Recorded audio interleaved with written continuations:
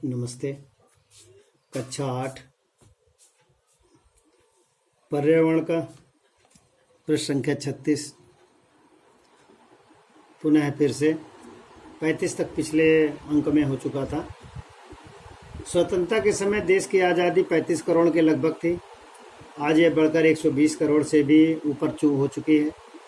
जनसंख्या वृद्धि के कारण भोजन, वस्त्र और आवास की आवश्यकताओं की पूर्ति हेतु मानव ने प्रकृति का दोहन प्रारंभ कर दिया।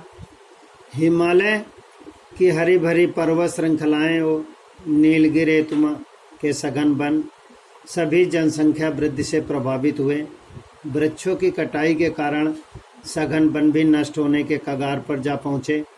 बढ़ती हुई आवश्यकताओं, बदलते जीवन स्तर और बढ़ते उद्योग धंधों का भी वृक्ष उन्मूलन के गंभीर कारणों में सम्मिलित किया जाता है।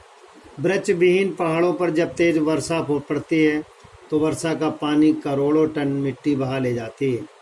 मिट्टी बहने से बड़े बड़े पत्थर खिसकने लगते हैं, जिससे पहाड़ों का क्षय होता है। इस मिट्टी के कारण नदियों के जलस्तर में वृद्धि हो जाती है तथा विनाश बाढ़ें आने लगती हैं। ये बाढ़ खून पसीने से सींची गई फसलों को बर्बाद कर देती है। कई बार तो गांव के गांव इनकी चपेट में आ जाते हैं। अमूल्य जन धन की हानि होती है। प्रकृति के इस प्रलयकारी रूप से लोगों में त्राही त्राही मच जाती है। जनसंख्या वृद्धि और प्राकृतिक आपदाओं के कारण विकास की योजनाएं असफल होती जाती हैं। असंतुलन बढ़ता जाता है। वैज्ञानिक उन्नति और औद्योगिकी ने धीरे धीरे मनुष्य को विनाश के कगार पर ला खड़ा किया। भूमि, जलवायु एवं ध्वनि प्रदूषण की चर्चा आज चहुओर हो रही है।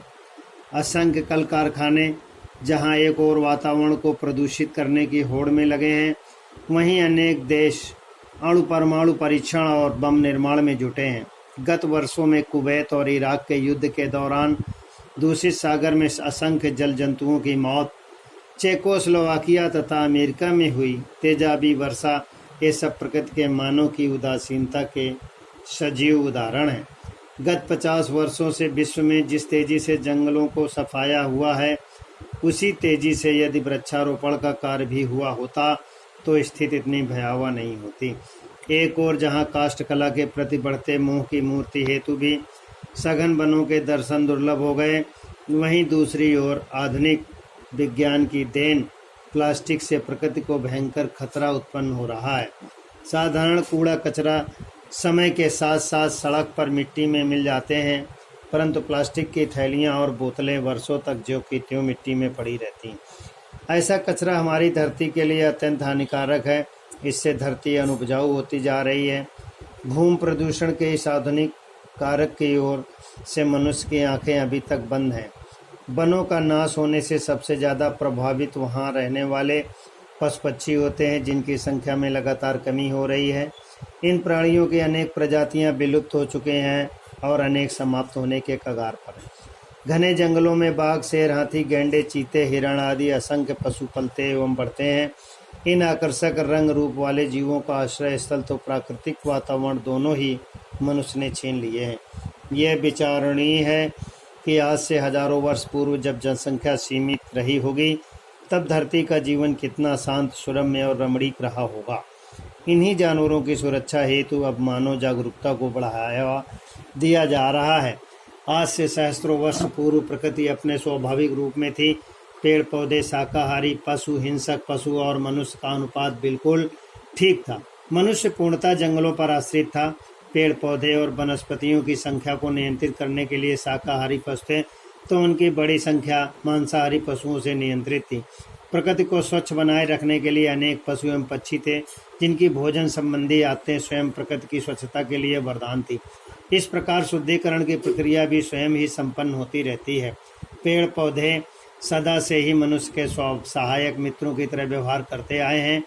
हमें कार्बन डाइऑक्साइड के बदले ऑक्सीजन देते हैं। यह प्रक्रिया निरंतर स्वयं ही घटित होती रही है। पेड़ पौधों की पत्तियों में स्थित बारीक छिद्रों द्वारा गैसों का विनिमय होता है तथा इन्हीं की मदद से वातावरण में मौजूद कार्बन डाइऑक्साइड गैस ऑक्सीजन में बदलती रहती है। पेड़ पौधे और बाग बगीचे धरती के फेफड़े कहे जाते हैं। जब ये फेफड़े नहीं होंगे तो केवल धरती प्रदूषित होगी, बल्कि आने वाले समय में उसके अस्तित्व पर ही एक प्रश्न चिन्ह लग जाएगा। यह बढ़ता असंतुलन मानव जाति के प्राणघातक सिद्ध होगा।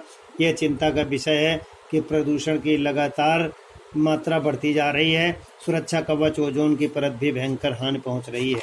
प्रश्नोत्तर प्रश्न संख्या 40 के संक्षिप्त लिखित और अलिखित प्रश्न नंबर 3 और 4 विद्यार्थी पढ़कर उत्तर लिखेंगे।